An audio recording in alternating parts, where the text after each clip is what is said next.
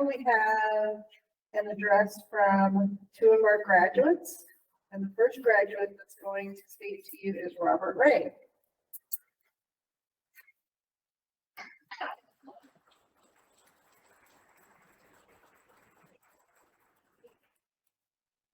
I'm gonna start by saying, I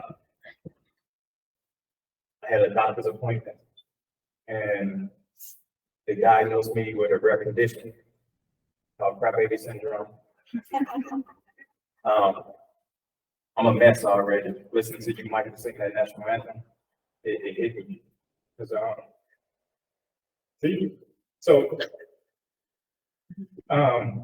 y'all can help me. If y'all see me crying and you want to pull me out of it, I encourage you to just say, wham, wham, wham. It'll pull me out of it. If y'all just sit there and say, take your time. Oh, take your time, Rob. It's going to be a mess. This speech is going to turn into 30 minutes. I'm going to have mascara running down my face, and we don't get the good stuff here. That waterproof stuff is graphite, so I'm going to put that stuff there. But listening to you, it made me realize I never even been at an event where the national anthem was sung. So this was the first time I ever got to hear that in real life. So, all right, so the two most powerful words in the English language are I am. What we say after I am determines our choices. What we believe after I am shapes us. My name is Robert Ray. I am a prisoner who had my death sentence commuted to life without parole. However, I am also a devoted husband and a nurturing father. I am a loyal son and a goofy brother. I am a faithful friend and a servant of my community. I am the published author of 4, soon to be 5 children's books, and most recently, I am a summa cum laude graduate of Trinidad State College. Now that I've shared with you some of who I am, allow me to share a few things I am not. I am not unworthy. I am not a product of my environment. I am not a victim of my circumstances. I have a tattoo that covers the whole left side of my torso that says victim of the ghetto in big, bold block letters. When I got that tattoo at 18 years old, I was trapped in self-limiting beliefs. I defined myself by what happened to me. I no longer do that. I was victimized by the ghetto, but I am no longer a victim of the ghetto. I was born in 1985 at the Cook County Hospital on the south side of Chicago. My strong, beautiful Black mother conceived her first of 4 children at the age of 16. She was 23 when I was born. We lived in poverty. There were many nights when all we had to eat was ketchup and crackers. There were many long months when my siblings, my mother, and I stepped forward to a bed trying to preserve body heat because it was the only heat we had. The topic of higher education in my household did not exist. In fact, other than school teachers, I couldn't name one person I personally knew who graduated college. Living long enough to graduate high school was my glass ceiling. In 2015, for the first time, the idea of higher education seemed real to me. My dear friend, Gail Johnson, introduced me to the idea of higher education. Shortly thereafter, I enrolled with Adams State College. Unfortunately, my dream of higher education was short-lived. I was told death row inmates do not have the privilege of higher education. Being forced to drop out, I fell into a deep depression. I wanted to do well, but because I was condemned, I was denied the opportunity of education. My depression dove deeper when I received the devastating news that my mama had been committed because she no longer wanted to live. Seeing her baby boy in isolation on death row was too much for my mama to bear. We've been through a lot, Mama. That was hard for both of us going through that. That moment, it gave me an appreciation for depression. I used to be the guy to think like, you depressed, just get over it, be stronger. But it took us a lot to get out, mama. And now we choosing to inhale instead of just breathing to exist. A good friend of mine, Eric Klein, he seeing my struggle for motivation, he sent me a copy of Man's Search for Meaning by Viktor Frankl. Reading the words of Frankl, who was a Holocaust survivor, I came to understand what Leslie Galvin Brown meant when he said, the uncommitted life is not a life worth living. From that moment, I knew I needed to find purpose in life. And I did find purpose. And that purpose was pregnant with the human spirit. The human spirit is powerful. In isolation, I discovered the hunger to learn. I found myself famished for educational programs. My passion discovered books and periodicals that broadened my mind from the narrow perspective of my youth. Then, in 2020, Governor Polis freed me from death row. My years of preparation were greeted by opportunity. Once again, I seized the chance to enroll myself in college. I was so happy and over the moon. My world was filled with a sense of possibility. Then, one busy afternoon while sitting in my cell, furiously typing away at my now published essay, Proper American English, I was told I was being dropped from college because the recently restored Pell Grants did not cover individuals with life without parole sentences. That news broke me. I remember when the educational facilitator came to my cell and he just had a look on his face and I just like, what? I'm being kicked out, and he said, yeah. And I sat in my cell and I cried. I bawled. Once again, I found myself feeling like I was being told I was unworthy. But thankfully, hope prevailed. The financial support of family and friends, some of whom are in this room as I speak right now, allowed me to continue my journey of higher education. So why would someone like me, a person who has a life without parole sentence, seek higher education? Why not just sit around and do nothing all day? And why is education in prison so important? What else can I do other than strive to become the best version of myself? What else is there but to challenge myself to keep growing and pushing forward? The thing is, I don't know how to not strive and grow. Yes, I am in a prison, but I don't want to die at 37 just so I can be buried at 75. I don't want my time inside or my life in general to be in vain. If the train track I am currently on stays on this path, entering prison as a teenager, as a child, only to die by incarceration,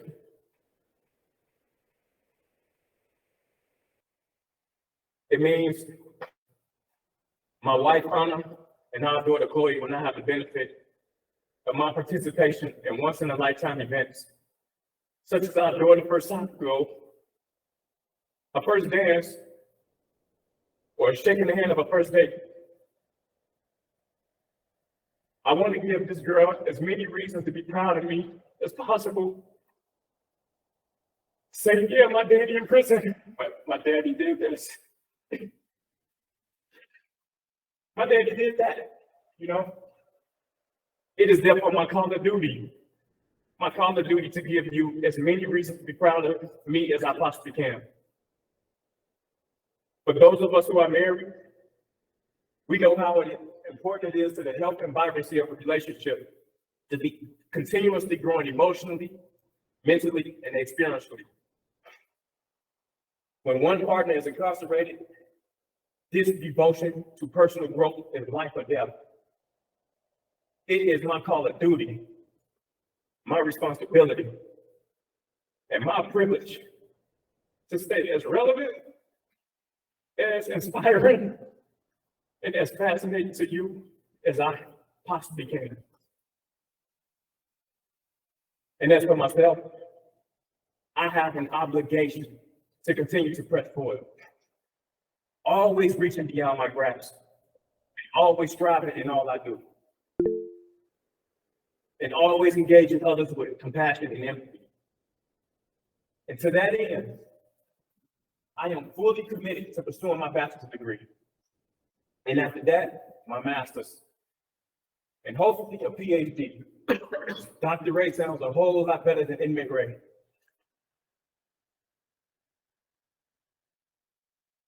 However, scratch all of what I just said, because that's more focused on my life in prison. The future is uncertain.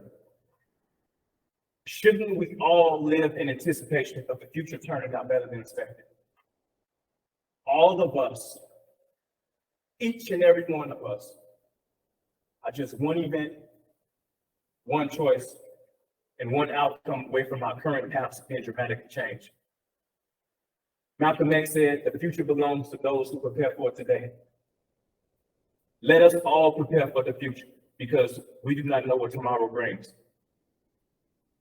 As to why education in prison is so important, education in prison instills hope and purpose and can break the cycle of crime. Education broadens perspective and make our world a bigger place. Through these college courses, I done traveled to Giza. I done traveled I've been in the buildings where Viktor Frankl was held. I've been all over the world through this education. Education also transforms individuals who once were a threat and burden to society into people who elevate and uplift society. And ultimately, education cures ignorance. And it's ignorance is at the root of selfish beliefs and behaviors that can result in tragic outcomes. To my fellow peers and graduates, and soon to be graduates, life is a struggle in the pursuit of the best version of ourselves.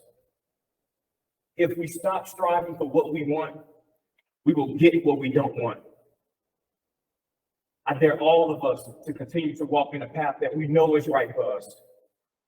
In a world full of followers, I dare us to be leaders and role models worthy to follow.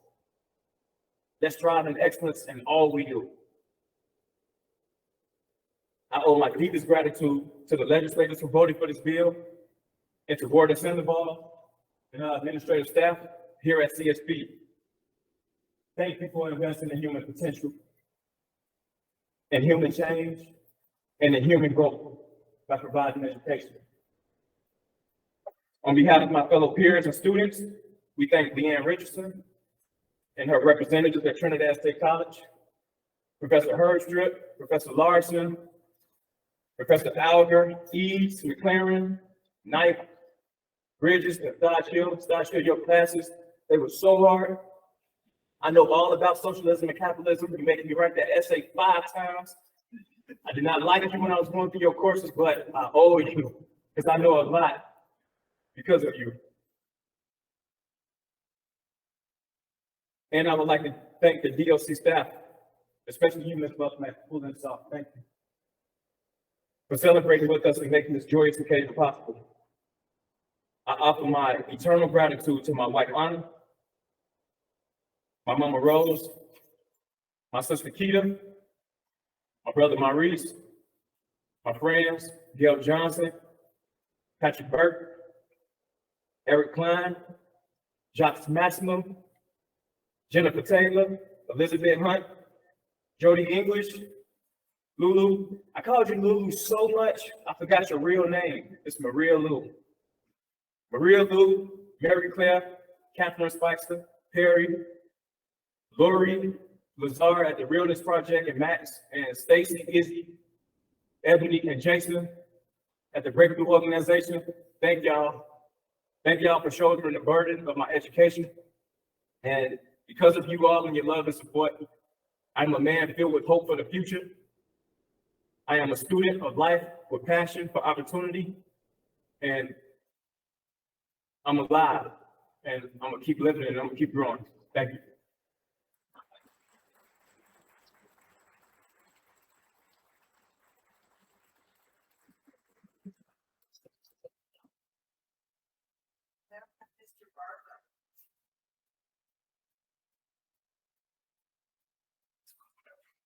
What up,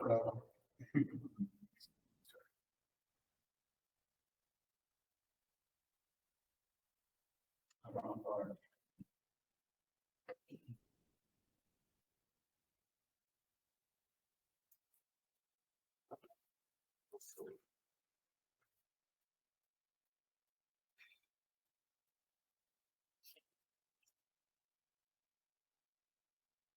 This occasion is fated for gratitude and dedicated to countless individuals whose selfless investments into my becoming have brought me to this moment. Although I possess this diploma, it belongs to all of you.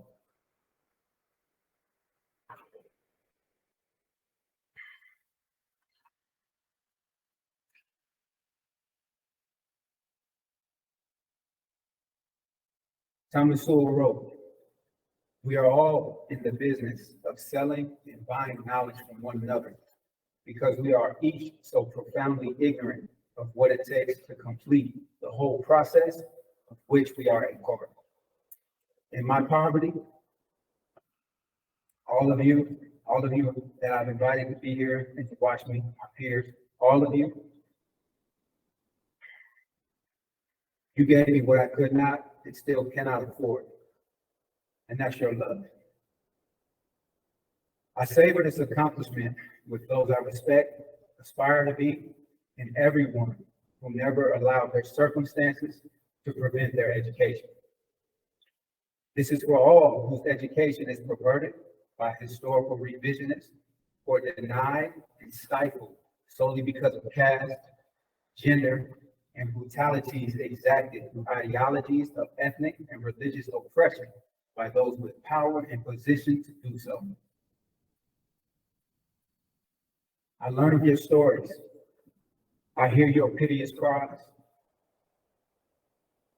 I see you arching your bodies, chest to the heavens, marching through your homeland, burning your hijabs, and I am humbled by your will to exist.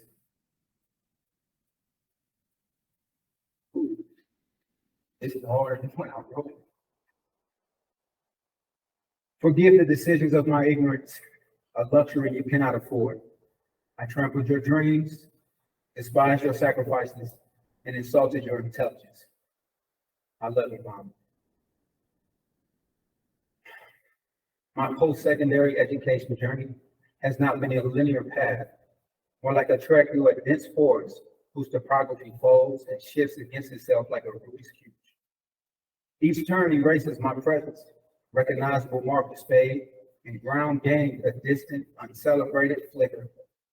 With every obstacle emerging, the tears of my victims reappear like blueprints, and the same manifest of terrible decisions rests neatly folded atop my path, like the grave clothes at Jesus' tomb the day he rose. The first tier of my victims alternates between the innocent men whose lives I cut short and their families. The second tier being my beloved family and extended support networks. The next being the communities affected by my crimes.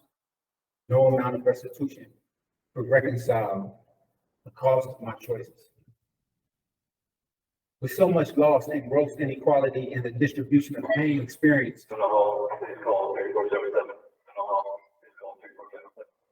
there is no comprehensible way to imagine myself a victim. And yet, I found grace. And some of them are here today.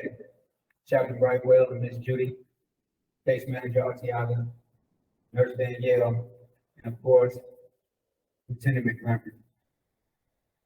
Leanne Richardson and the entire faculty of professors that you represent, I appreciate you all deeply. I lace my feet and take my risks with this grace. Imagine a contest where the champion and the challenger is the self-same person, one step at a time, one round at a time. Between rounds, one returns to his corner wronged by an experienced entourage.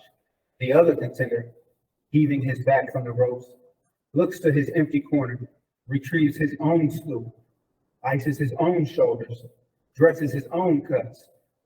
Both bob and tuck their chins, choreographing their next combinations. and a deafening stare. One reminds himself that the toughest opponent you're ever going to have to face is across you. The other bruised contender tells himself, that guy over there, he's ahead of you on the scorecard in every round. Mom, thank you for your fighting grace. Your vision has been my most trusted education. And like Grandpa said, no excuses. If you want it, earn it. No one is going to give you anything. Your patient instruction informs me day and night. Thank you for not forsaking me. I don't deserve your faithfulness.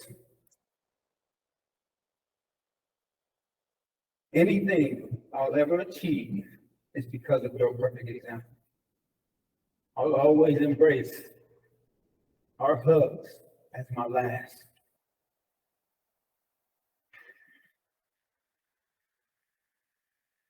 Abraham, my brother, I've never seen you flinch.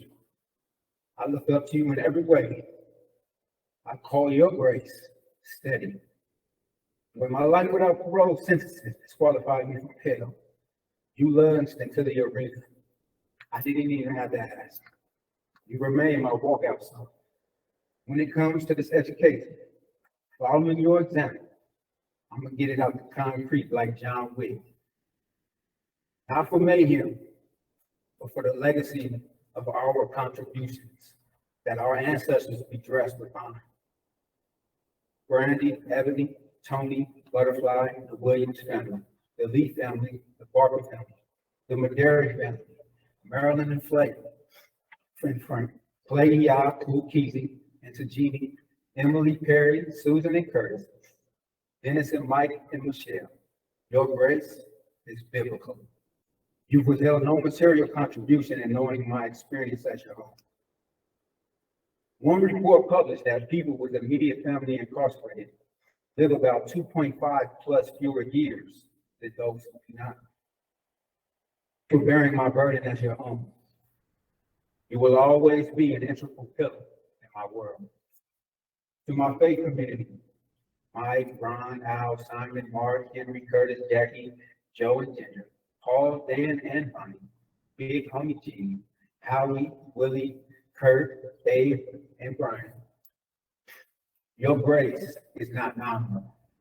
Thank you for educating in truth compassionately behind closed doors, beyond cells of isolation, within fences of death, where darkness thrives. You instruct from the doctors and the documents of our fathers unapologetically. Know that your light is more than ringside. It's in the fight. May heaven's riches spoil you and yours as you go.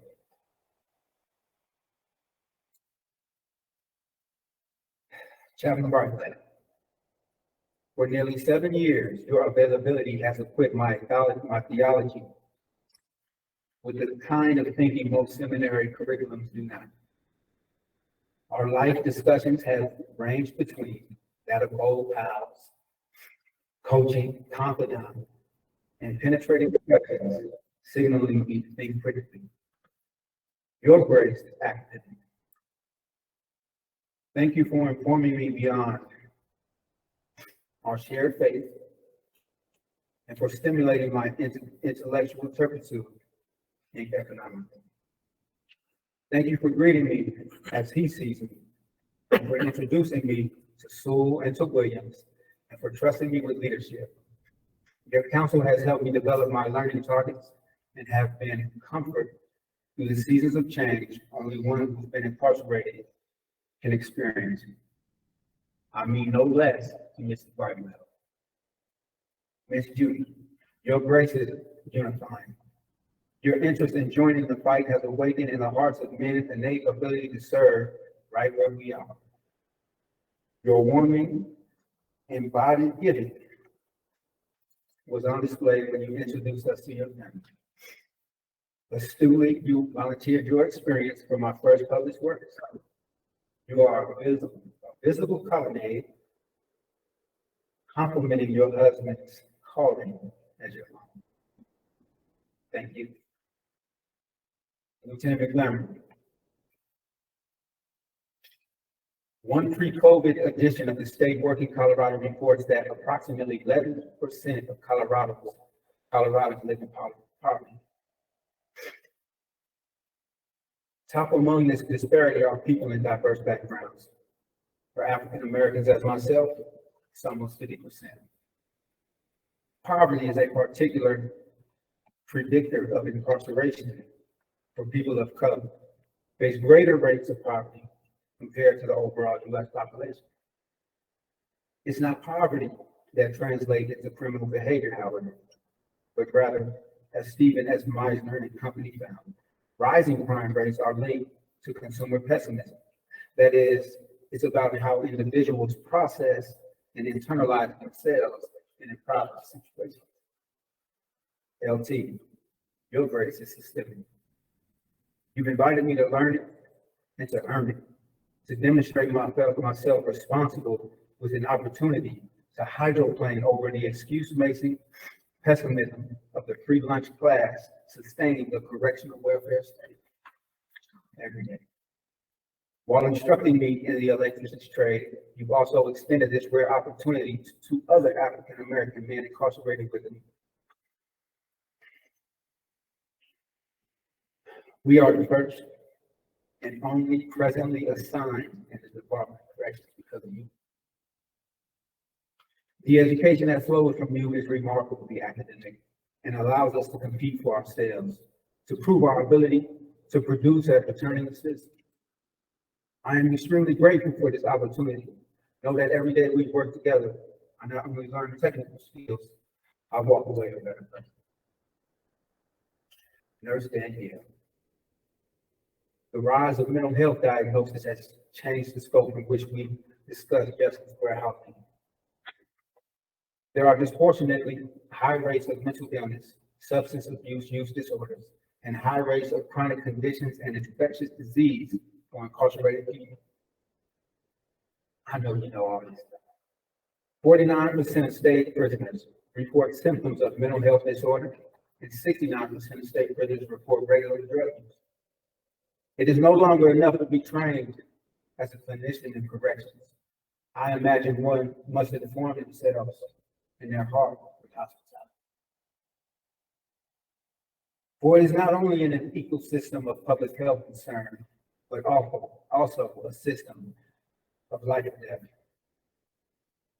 A few years back, during the breakthrough event, you made your rounds. We were in the middle of an empathy exercise. When your client ceased and your service poured out, all that remained was your healing ability to connect with the shared human experience. Your grace is disruptive. Your gift interrupts the lived trauma of imprisonment, reminding me that instruction is not possible without a medium of communication. I recently heard that every individual experienced at least 2 apocalyptic events in their life. My COVID experience was exasperated by the seclusion and isolation that is called prison. But you were there. When I called home and my mom asked if they were caring for us in here, I thought of you. Secondhand knowledge holds a great potential for error. Most humbly, for being our everyday first responder. Thank you.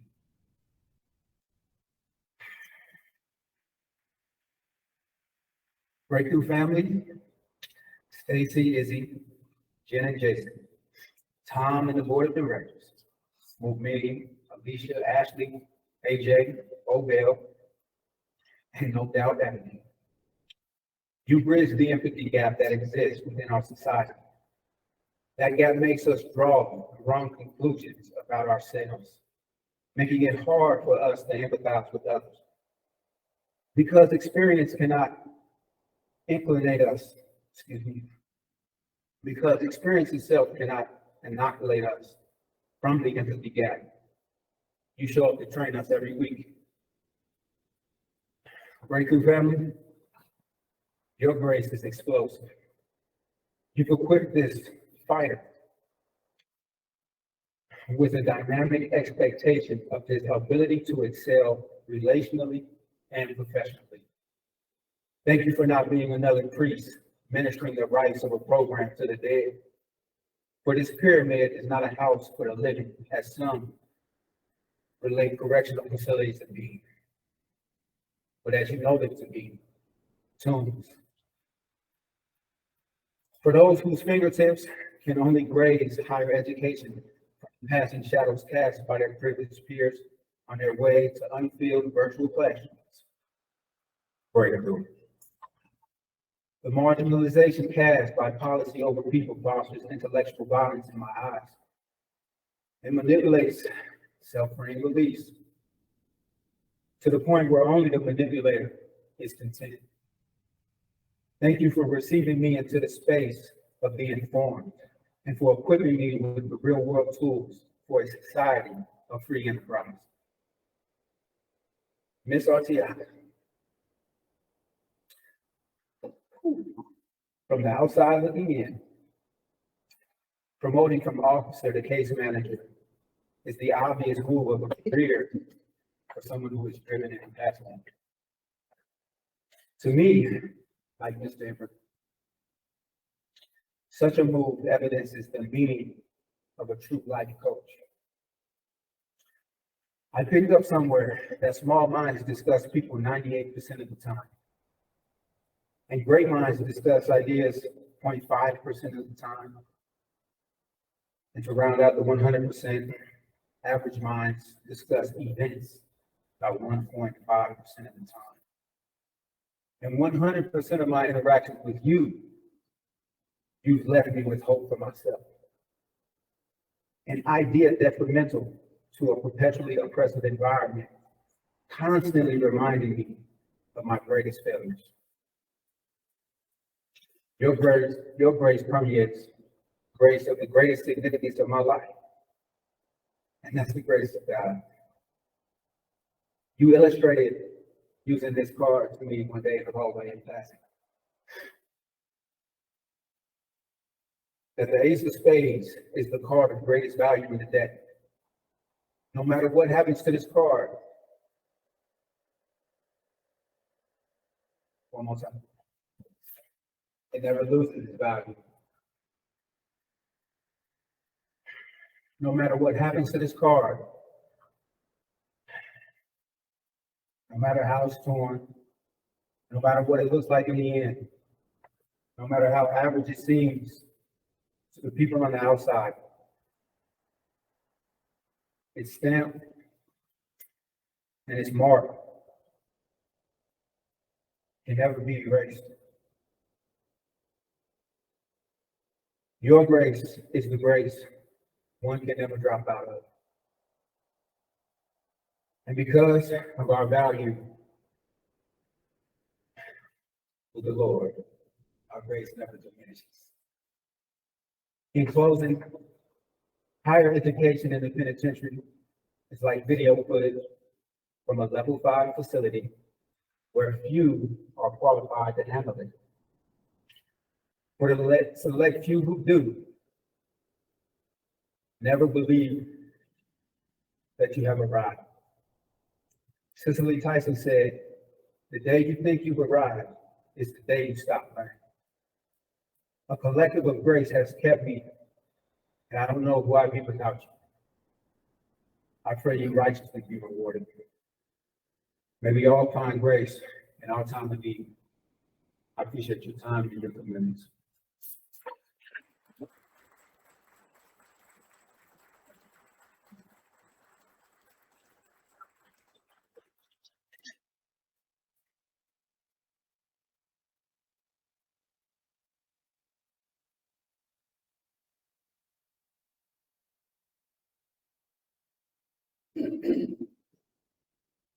I now have the privilege to recognize our honor students. It is with great enthusiasm that I can say that all of our second chance to health students graduating here today are graduating with honors. They've achieved a GPA of 3.5 or higher to be recognized, and they can tell you this is no excuse. Graduates, knowing what you have been through, knowing what you had to do, the rewrites of paper, the losing of D2L, Google Drive. Who remembers Google Drive? The scanning of documents. I can honestly say that if I was in your shoes, I do not think I would be graduating with honors. I am so proud of the work that you've done. Summa cum laude, those students who maintain a 4.0 grade point average earn the privilege to wear the gold cords. Students, would you please stand and be recognized? Please do.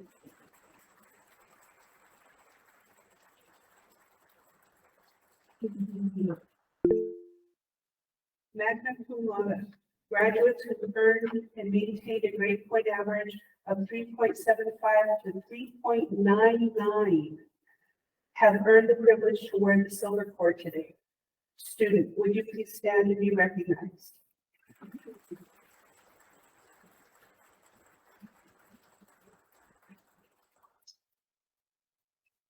I will now present the 2023 graduating class. A review of the 2023 graduates indicates that Trinidad State is continuing to fulfill its mission to enrich our diverse communities by providing quality educational experiences. Based on the recommendation of the faculty, we certify that these candidates have fulfilled the requirements for their associate's degrees. Students, please rise.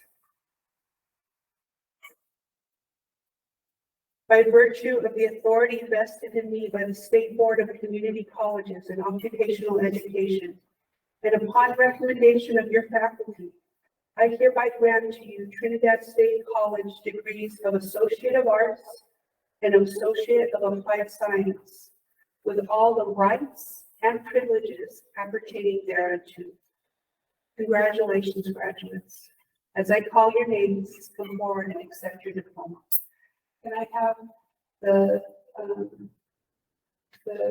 administration come up and shake hands?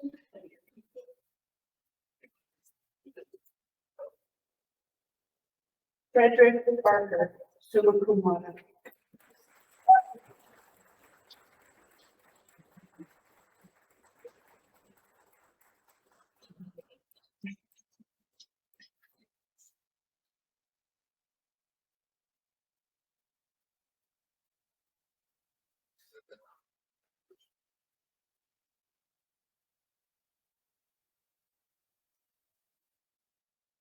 Jose Carbonell.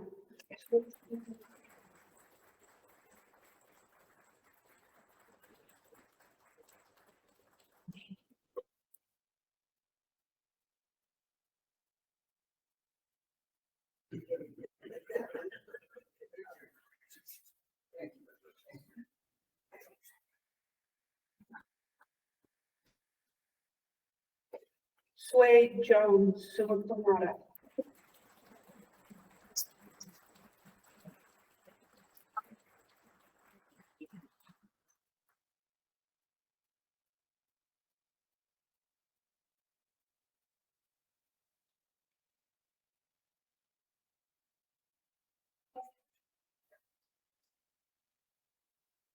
Robert Gray, summa cum laude.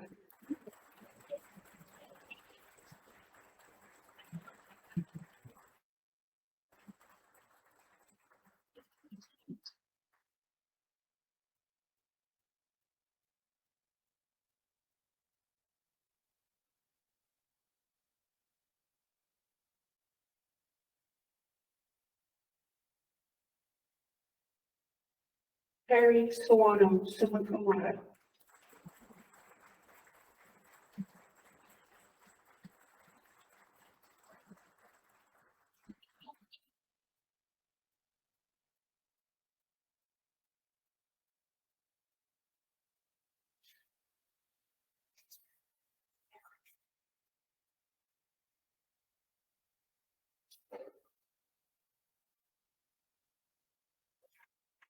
Graduates, you may now move those tassels to the left and join 98 years of alumni in doing so. Congratulations.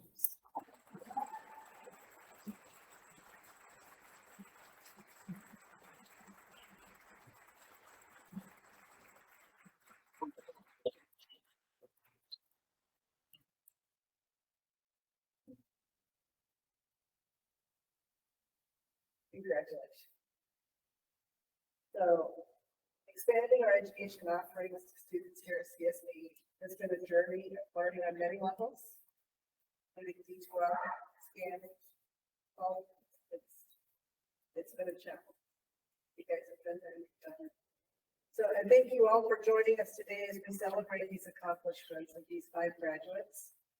May they continue to be lifelong learners.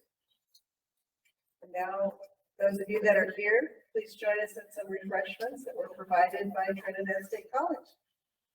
Thank you. Congratulations.